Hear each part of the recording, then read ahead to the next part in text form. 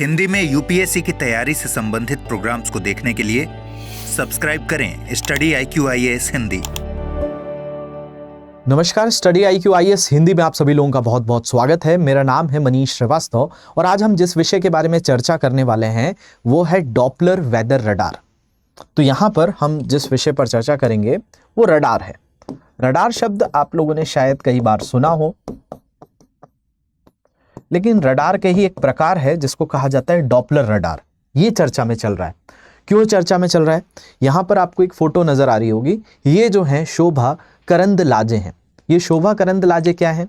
तो ये एक यूनियन मिनिस्टर है, एक संघ की राज्य मंत्री के पद पर हैं, जो कि MSME डिपार्टमेंट और लेबर एंड एम्प्लॉयमेंट डिपार्टमेंट में इनको राज्य मंत्री स्टेट ऑफ मिनिस्टर का पद है।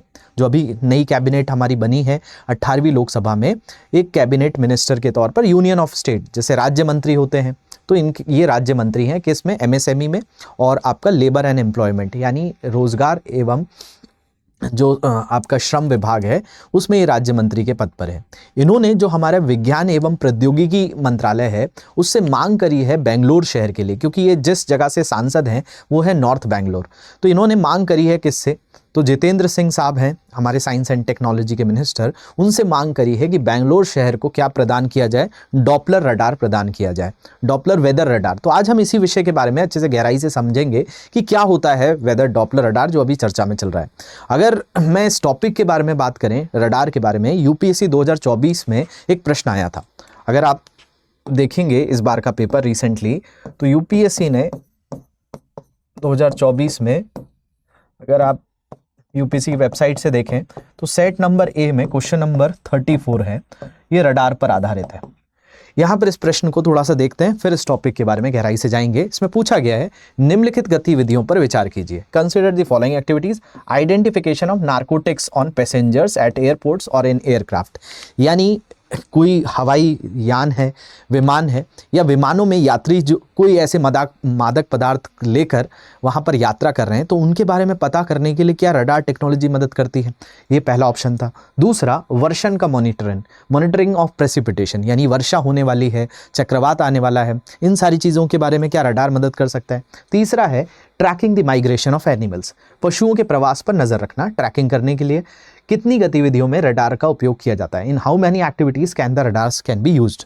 तो देखिए, सबसे पहली चीज है कि नार्कोटिक्स पदार्थ को नहीं पता करता कि किस जगह पर कोई नार्कोटिक्स पदार्थ है, कोई मादक पदार्थ है। रडार का काम वो नहीं है। रडार है क्या असल में? तो ये रेडियो सिग्नल के जरिए डिटेक्ट करता है और रेंजिंग करता है। कितने दूर है कोई चीज, जैसे मिसाइल्स वगैरह को, एयरक्राफ्ट्स को, ये इन सारी चीज़ों को ट्रैक करने के लिए रडार टेक्नोलॉजी यूज़ की जाती है। आपने सुना था कि भारत पे जब कोविड का समय आया था तब एक अटैक हुआ था जिसको लोकस्ट अटैक कहा जाता है। टिड्डियों का आक्रमण हुआ था। उस टिड्डियों के आक्रमण में रडार ने बड़ी भूमिका निभाई थी। तो पशुओं के प्रवास पर भी नजर रखता है रडार। सही है ये पॉइंट। मॉनिटरिंग ऑफ प्रेसिपिटेशन, वर्षण का मॉनिटरिंग भी किया जाता है। अब यहां पर जिस विषय पर हम चर्चा कर रहे हैं ये डॉपलर रडार का, और शोभा करंदलाजे जो जिसकी मांग कर रही हैं वो बेंगलोर शहर की मांग कर रही हैं कि बेंगलोर शहर में आए दिन आप सुनते हैं कि वो जनसंख्या बहुत तेजी से बढ़ गई है वहां पे, तो अर्बन फ्लड की प्रॉब्लम है, शहरी बाढ़ की समस्या है। तो कई बार जब वहाँ पर वर्षा इतनी अत्यधिक हो जाती है तो प्रशासन और आम नागरिक बड़े परेशान होते हैं। तो जैसा केरल के पास डॉपलर रडार सुविधा है, तो इन्होंने बेंगलोर शहर के लिए भी मांग की है कि जिससे वहाँ पर होने वाली मौसम गतिविधियों को आसानी से ट्रैक किया जा सके। तो इस अनुसार इस क्वेश्चन का आंसर 2 और 3 होगा, पहला तो नहीं होगा, तो केवल 2 आ जाएगा यहाँ पर। तो बी ऑप्शन यहाँ पर करेक्ट है। तो रडार का प्रयोग वर्षा का मॉनिटरिंग में भी किया जाता है, यूपीएससी ने अभी पूछा है, और ये अभी जो मांग की जा रही है वो भी उसी से जुड़ी हुई है। यहाँ पर द हिंदू के एक आर्टिकल को मैंने कंसिडर किया है। इसमें आप देखेंगे तो union minister Shobha Karandlaje writes to S&T minister asking for Doppler weather radar for Bengaluru. तो इन्होंने किस शहर के लिए मांग की है? बेंगलोर शहर के लिए मांग की है। क्या उसके मायने हैं इसको हम अच्छे से समझेंगे। Doppler weather radars would enhance the accuracy of weather forecast thereby providing early warning of severe weather condition, thunderstorm, heavy rains and cyclone. तो भाई यहाँ पर जो हैवी रेन है, बहुत अत्यधिक वर्षा जो होती है, चक्रवात आ जाते हैं, तो उनके बारे में ये पहले से अर्ली वार्निंग दे देगा और जिससे तैयारी करना आसान हो जाएगा। तो समझेंगे गहराई से। उसमें आगे बढ़ने से पहले आप लोगों के लिए बहुत ही इंपॉर्टेंट एक इन्फॉर्मेशन है कि भाई यूपीएससी के लिए अगर आप प्रिपेयर कर रहे हैं तो हमारी विक्ट्री सेल BPCL का पार्ट बन सकते हैं। आज की तारीख है 3 जुलाई और 3 जुलाई को ये ऑफ़र एंड हो जाएगा। 8 जुलाई से हमारे UPSC के बैचेस शुरू हो रहे हैं। इसमें आप हिंदी माध्यम से अगर हैं तो पॉलिटी से क्लासेस शुरू होंगी। इसकी वर्तमान में फ़ीस 25,999 है। इस बैच को अगर आप इनरोल करते हैं मनीष लाइव कोड यूज़ करके तो अभी आपको ये मिनिमम प्राइस में ये कोर्स अवेलेबल हो जाएगा। इसके अलावा ऑप्शनल बैचेस में बुक्स के ऊपर, टेस्ट सीरीज़ के ऊपर, सभी के ऊपर अभी विक्ट्री सेल में आपको मिनिमम प्राइस में सारी चीज़ें अवेलेबल हैं। तो जल्दी से आप ये वेबसाइट पर जाइए, मेरा कोड मनीष लाइव यूज़ करिए और इस बैच में एनरोल करके हमारे साथ, जैसे मैं अभी आपको ये साइंस टेक का एक टॉपिक पढ़ा रहा हूँ, इन सारे टॉपिक्स को आप बहुत डिटेल में वहाँ से कवर कर सकते हैं। इसके अलावा कोई भी तरह की इश्यूज आते हैं तो ये मेरी इंस्टा आईडी है, यहाँ पर आप जुड़ सकते हैं। ये मेरी टेलीग्राम आईडी है, यहाँ से आपको लेक्चर की PDF और बाकी जानकारियाँ मिलती हैं। चलिए हम टॉपिक पर आते हैं। तो यहाँ पर हम जिन मिनिस्टर की बात कर रहे हैं तो ये हैं शोभा करंदलाजे। शोभा करंदलाजे वर्तमान में राज्य मंत्री हैं, जो वर्तमान कैबिनेट में इनको राज्य मंत्री का पद मिला है। ये लेबर एंड एम्प्लॉयमेंट डिपार्टमेंट में राज्य मंत्री हैं और MSME, ये जिस सीट से जीत कर आई हैं वो है नॉर्थ बैंगलोर। तो नॉर्थ बैंगलोर की ये सांसद हैं, वहां से ये MP है, मेंबर ऑफ पार्लियामेंट है। तो इन्होंने जो विज्ञान एवं प्रौद्योगिकी मंत्रालय है भारत का, SNT minister, science and technology के जो मिनिस्टर हैं, इनका नाम है जितेंद्र सिंह। जितेंद्र सिंह को एक पत्र लिखा है और मांग करी है बैंगलोर शहर के लिए, जो बैंगलोर शहर है जिसको सिलिकॉन वैली ऑफ इंडिया कहा जाता है और ये बहुत बड़ा एम्प्लॉयमेंट प्रोवाइड करता है। अगर हम इसकी यहाँ की जनसंख्या का आकलन करें तो आपको देखने मिलेगा कि 2024 में जनसंख्या के मुकाबले भारत के शहरों में सबसे आगे तो मुंबई है, जहां की जनसंख्या लगभग 2,44,33,357 है। दिल्ली में अगर हम बात करें तो 2 करोड़ के आसपास यहाँ की जनसंख्या है। और अगर आप बेंगलोर की बात करें, ये यहाँ पर 2 करोड़ 5 लाख के आसपास जनसंख्या है। यहाँ पर 2 करोड़ 44 लाख के आसपास जनसंख्या है। और अगर हम यहाँ पर बेंगलोर की बात करें तो 1 करोड़ 42 लाख का आंकड़ा है। तो जिस तरीके से आप देखिए कि 2011 में यहाँ पर जो जनसंख्या थी वो लगभग आप यहाँ पर देख पा रहे होंगे तो 84 लाख थी, और ये अब बढ़कर कितनी हो गई है, 1 करोड़ 42 लाख हो गई है। मुंबई में अगर दिल्ली की बात करें तो दिल्ली में आपको 1 करोड़ 10 लाख के आसपास थी, जो अब 2 करोड़ 5 लाख के आसपास हो चुकी है। और अगर मुंबई की 2011 में आंकड़ा देखें तो 1 करोड़ 24 लाख के आसपास है। तो सभी शहरों में जनसंख्या बढ़ी है, लेकिन भारत के अगर टॉप 5 शहर की बात करें जनसंख्या के अनुसार तो इसमें आपको मुंबई, दिल्ली, बेंगलोर, हैदराबाद और अहमदाबाद मिलेंगे। फिर चेन्नई, कोलकाता भी हैं। लेकिन जिस तरीके से बेंगलोर में भी एकदम जनसंख्या का विस्फोट हुआ है, उसकी बहुत बड़ा रीज़न है यहाँ पर एम्प्लॉयमेंट। बहुत सारी IT कंपनीज का यहाँ पर प्रवासन हुआ है, माइग्रेशन हुआ है, जिसके कारण लोग एम्प्लॉयमेंट के लिए यहाँ पर जाते हैं। लेकिन इससे प्रॉब्लम क्या हुई है? प्रॉब्लम यहाँ पर अर्बन फ्लड्स की हुई है। बहुत थोड़ी सी वर्षा होती है तो शहर जलमग्न हो जाता है। अब प्रॉब्लम यह है कि प्रशासन को भी इससे उभरने के लिए समय नहीं मिल पाता। तो इसीलिए शोभा करंदलाजे, जो वहां से एक MP हैं, उन्होंने मांग की है कि बैंगलोर की जो वेदर रिलेटेड समस्या है इसको दूर कर सकता है डॉपलर वेदर रडार। ये डॉपलर वेदर रडार केरल में ऑलरेडी मौजूद है। वहाँ पर केरल में जिस तरीके से मानसून आता है तो उसके पहले ही वहाँ पर अर्ली वार्निंग सिस्टम जारी कर दिया जाता है, जिससे पूरा का पूरा सिस्टम स्टैंड बाय पे रहता है और मौसम संबंधी कोई भी तरह की अगर हानिकारक दुर्घटना हो रही है तो उसको वो कंट्रोल कर पाते हैं। तो बैंगलोर को भी और बेहतर बनाने के लिए ये डॉपलर वेदर रडार सिस्टम की मांग की गई है। सबसे पहले जैसा मैंने आपको बताया कि रडार का फुल फॉर्म क्या होता है, तो इसको कहते हैं रेडियो डिटेक्शन एंड रेंजिंग। ये रेडियो तरंगों के माध्यम से क्या करता है, डिटेक्ट कर लेता है कि कौन, जैसे बादल हैं या वर्षा हो रही है वो कितने दूर है, उसकी रेंज है, इन सारी चीज़ों को पता करता है। और इसी में एक खास प्रकार होता है जो डॉपलर वेदर रडार होता है, उसको भी समझाऊंगा मैं। तो ये एक ऐसा उपकरण है रडार जो स्थान, गति और दिशा, ऊंचाई और तीव्रता, गतिमान और गैर गतिमान वस्तुओं की आवाजाही का पता लगाने के लिए सूक्ष्म तरंगीय क्षेत्रों में विद्युत चुंबकीय तरंगों का उपयोग करते हैं।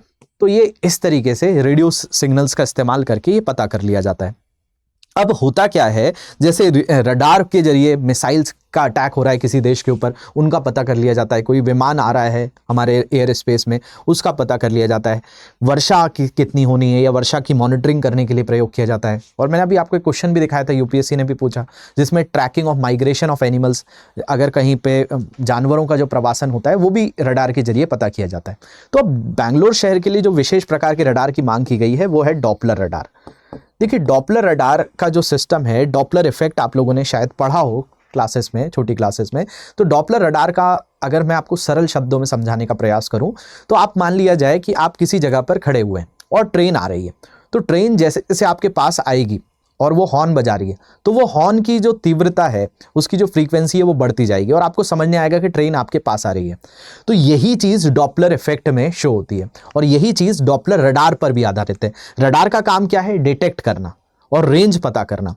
तो ये डॉपलर जो वेदर रडार सिस्टम होता है जो केरल में लगा हुआ है, वो यही बताता है कि कितने दूर मॉनसून है, कब चक्रवात आने वाला है, तो उसकी अच्छे से जानकारी आपको मिल पाती है। तो ये एक विशेष रडार है, डॉपलर रडार, जो एक दूसरे से कुछ दूरी पर स्थित वस्तुओं के वेग से संबंधित आंकड़ों को एकत्रित करने के लिए डॉपलर प्रभाव का उपयोग करता है। तो ये इस तरीके से कुछ नजर आता है डॉपलर रडार। और अगर हम बात करें तो इसके पास, जैसे यहाँ वर्षा हो रही है, तो ये उसके आधार पर ये पूरा का पूरा रडार इसको कैच कर लेगा और बताएगा कि कितने दूर है वर्षा। तो डिटेक्शन और रेंजिंग में इसका विशेष तौर पर प्रयोग होता है। डॉपलर प्रभाव की बात करें, डॉपलर इफेक्ट की बात करें, तो ये वही चीज़ बताता है कि जैसे कि कोई चीज़ हमारे पास आ रही है, जैसे कोई साउंड सिग्नल्स में मोस्टली होता है कि अगर कोई ट्रेन आ रही है, कोई गाड़ी आ रही है, तो हमें पता चलता है, और जैसे जैसे वो दूर जा रही होती है वो भी हमको आकलन होता है। तो उसी चीज़ को जब हम पढ़ते हैं साइंस में, विज्ञान में, तो उसको डॉपलर प्रभाव कहा जाता है। तो जब स्रोत और संकेत एक दूसरे के सापेक्ष गति करते हैं, जहां पर कोई सोर्स हो और जहां सिग्नल हो, ये अगर एक दूसरे की तरफ बढ़ रहे हैं, ये एक दूसरे से दूर जा रहे हैं, तो पर्यवेक्षक द्वारा देखी जाने वाली आवृत्ति में परिवर्तन होता है। मतलब इनकी फ्रीक्वेंसीज चेंज होती रहती हैं। जैसे इसको बहुत सरल शब्दों में समझिए कि सरल शब्दों में ऐसा है कि भाई कोई गाड़ी आ रही है, हॉर्न बजाते हुए आ रही है, जैसे ट्रेन का एग्जाम्पल लिया, और आप भी ट्रेन की तरफ जा रहे हैं, तो वो जब आ रहा है और आप आगे बढ़ रहे हो, तो आपको फ्रीक्वेंसी बढ़ती हुई नजर आएगी, उसकी ध्वनि बढ़ती हुई नजर आएगी। आपको पता चलेगा कोई चीज़ नज़दीक आ रही है, और आप कहीं दूर जा रहे हो और वो चीज़, वस्तु भी दूर जा रही है। तो दोनों में आपको ये भी समझ में आएगा कि कोई चीज़ दूर जाती हुई नजर आ रही है।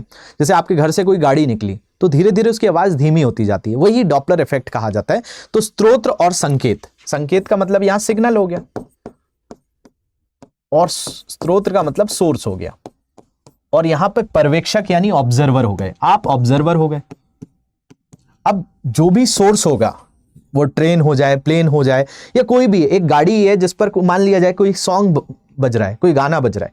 अब वो गाना जो उस पर बज रहा है, तो जब वो गाड़ी आपसे दूर जाने लगेगी तो आपको समझ नहीं आएगा कि वो दूर जा रहा है। तो इसी चीज को आकलन डॉपलर ने बताया था।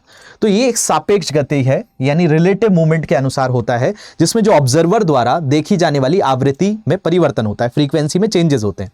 यदि वे एक दूसरे की तरफ बढ़ रहे हैं तो आवृत्ति बढ़ती जाती है, और अगर दूर जाते हैं तो आवृत्ति घटती जाती है। यही महसूस होता है आपको, इसी को डॉपलर प्रभाव कहा जाता है। और एक वांछित लक्ष्य वस्तुओं को माइक्रोवेव सिग्नल के माध्यम से लक्षित करता है और विश्लेषण करता है कि लक्षित वस्तु की गति ने आपस में आने वाले सिग्नलों की आवृत्ति को कैसे बदल दिया।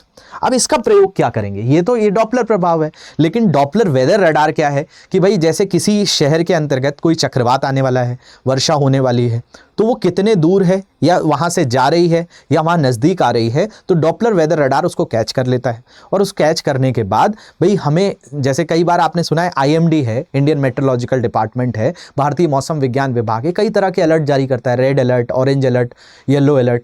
तो यही चीज़ अब बेंगलोर शहर में बहुत ज़्यादा समस्या है कि बहुत अत्यधिक वर्षा जब हो जाती है तो शहर जलमग्न हो जाता है। बहुत सारी जो अर्बन फ्लडिंग की समस्या है, ये शहर को महसूस करनी पड़ रही है। तो इसलिए मांग की जा रही है कि यहाँ पर जो डॉपलर वेदर रडार है, इसको यहाँ लगा दिया जाए और इससे यहाँ की समस्याओं को सुलझाया जा सके।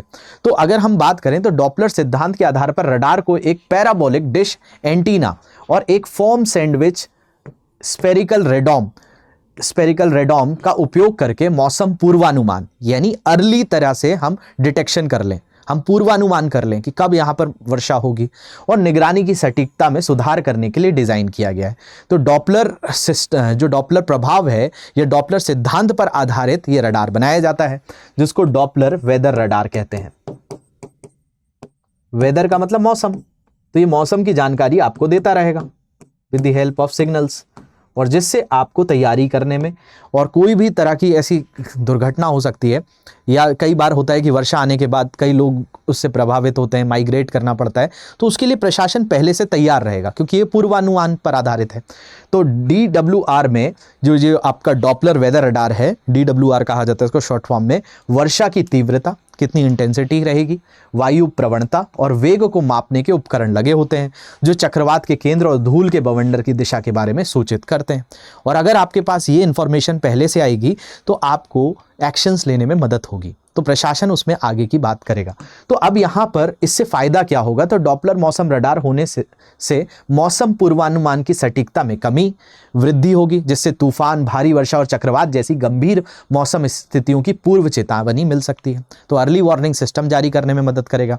दूसरी अगर हम बात करें तो शहर में इस रडार की स्थापना मौजूदा मौसम संबंधी बुनियादी ढांचे का पूरक होगी और कर्नाटक में मौसम निगरानी प्रणालियों का एक अधिक व्यापक नेटवर्क प्रदान करेगी। अब देखिए यहाँ पर रडार के अलावा भी बहुत सारे ऐसे सिस्टम हैं जिनका हम प्रयोग करते हैं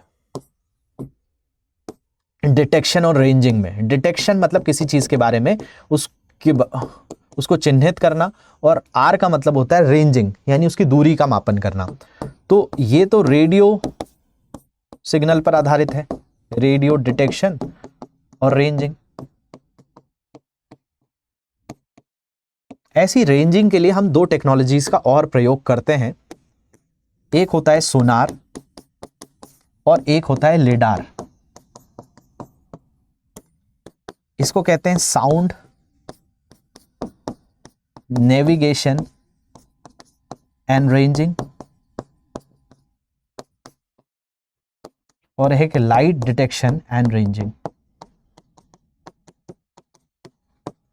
ये दोनों टेक्नोलॉजी कहाँ कहाँ प्रयोग होती है ये मुझे जल्दी से आप लोग कमेंट सेक्शन में बताएंगे, जैसे मैंने आपको रडार के बारे में बताया है। इसके अलावा आप हमारे साथ इन सारे सब्जेक्ट्स को बहुत डिटेल में पढ़ना चाहते हैं तो हमारे बैचेस का आप हिस्सा बन सकते हैं, जो 8 जुलाई से शुरू होने वाला है। इस बैच में आज तक एडमिशन लेने पर आप एडमिशन कल भी ले पाएंगे, लेकिन ये फीस 25,999 से बढ़कर 29,999 हो जाएगी। तो अभी आपको मैक्सिमम डिस्काउंट मिल रहा है और इस प्राइस में आप अपनी सीट बुक कर सकते हैं। आप ये वेबसाइट को विजिट करिए, मनीष लाइव मेरा कोड है, इसको यूज़ करके बैचेस में इनरोल कर सकते हैं। सेम चीज़ आप ऑप्शनल बैचेस के साथ, टेस्ट सीरीज के साथ, NCERT बैचेस के साथ भी अवेल कर सकते हैं। अभी आज रात 12 बजे तक ये सेल रहेगी जिसमें आप मैक्सिमम बेनिफिट ले सकते हैं। बाकी और कोई डाउट्स आते हैं एडमिशन रिलेटेड, टॉपिक रिलेटेड, ये मेरी इंस्टा आईडी पर आप क्वेश्चन पूछ सकते हैं। ये मेरी टेलीग्राम आईडी है, यहाँ से आपको इसकी PDF मिल जाएगी। तो आशा करता हूँ आपको चीज़ें समझने आई होंगी। अगर ये सेशन आपको कैसा लगा है मुझे ज़रूर कमेंट्स में ज़रूर बताएंगे। मिलते हैं अगले सत्र में, जब तक के लिए ध्यान रखिए। Thank you very much for watching this. Have a great day. Hindi में UPSC की तैयारी से संबंधित प्रोग्राम्स को देखने के लिए सब्सक्राइब करें स्टडी IQ IAS हिंदी।